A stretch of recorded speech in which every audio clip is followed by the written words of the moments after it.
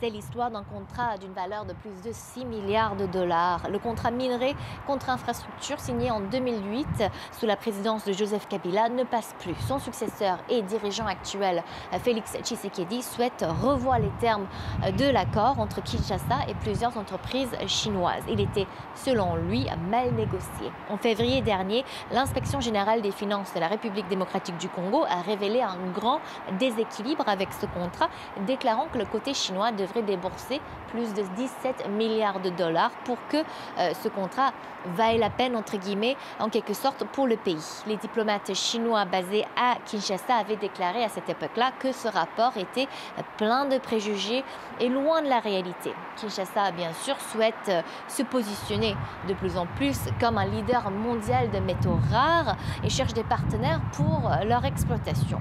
Pékin souhaite investir davantage dans l'énergie verte pour laquelle il faut du cuivre et du cobalt.